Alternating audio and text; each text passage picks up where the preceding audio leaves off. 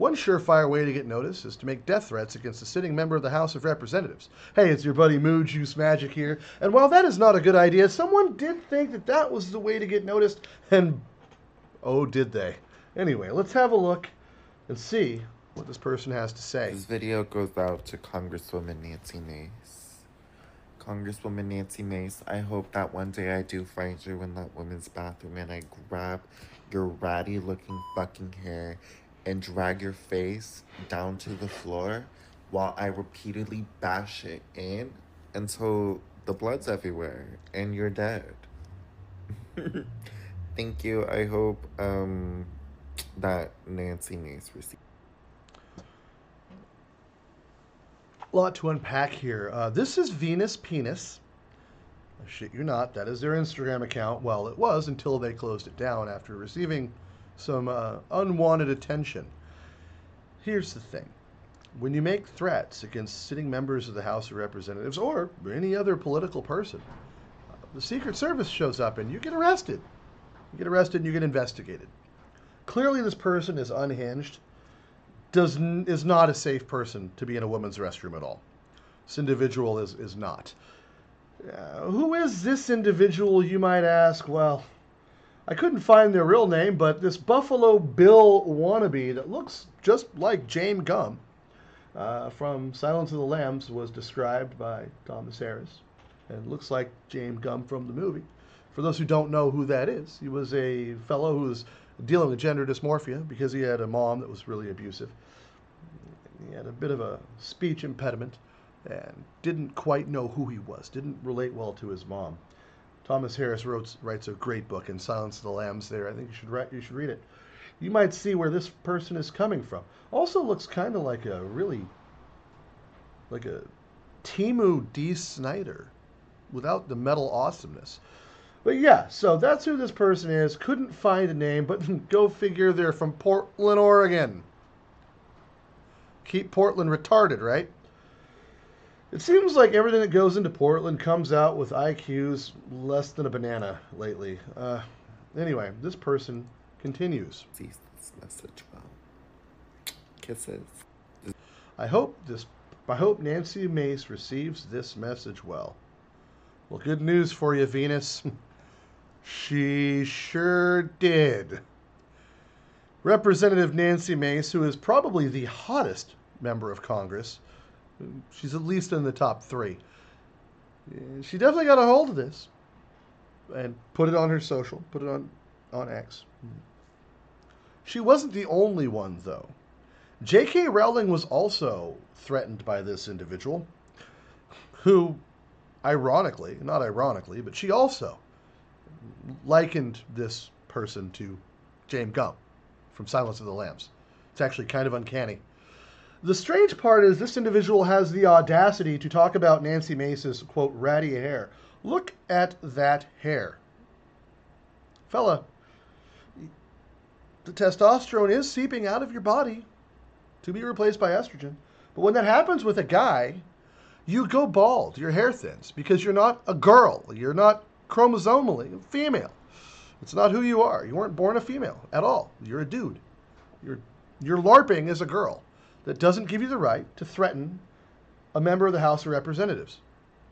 And you're giving other transgender people an incredibly bad name. Folks, I do want to I do want to posit this and put this out there. This is not what most transgender folks are like. Especially like the drag queen types. Those are my favorite. Cross-dressers are fun. They're entertaining, great people. Usually very sweet. Very sweet people usually. A little feisty, a little saucy, which is fine here and there. But this is unhinged and needs to be treated psychologically as well as criminally. We do need to have a criminal therapist involved. An arrest, absolutely, if it hasn't been made, should have been already. This person should be in a padded room somewhere where they can receive treatment for whatever psychological issue they're going through. A lot of the time, schizophrenia is confused for gender dysmorphia. That has happened. You start hallucinating things. There's other issues that can go on. More likely than not, I don't think this person really has gender dysmorphia. I think that they are just of the impression they do.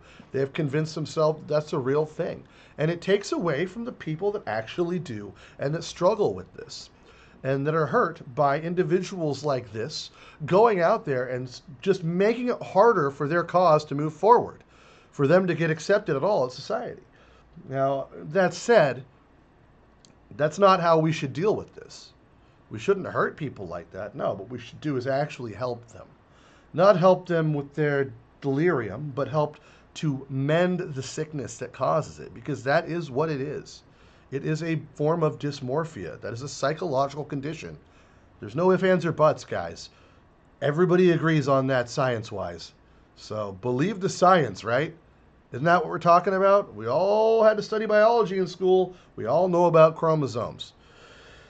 When somebody has a psychological problem like this is the only time that we just let it go and let it run wild and turn into something that is usually incredibly self-destructive to the person suffering from it.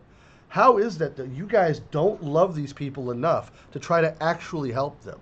The folks that are, quote, allies are the ones that are actually hurting them the most because you don't love them. You don't care. If you did, you would actually try to help them get better. You don't give a shit about them. You're gross. You're using this to push your own disgusting agenda for whatever reason. You're not an ally. You're a thorn in the side of people trying to get better or needing to get better. Shame on you. And the pronoun game has to stop. That's the first thing that needs to go with all of this. That goes away and we can start on the actual healing processes.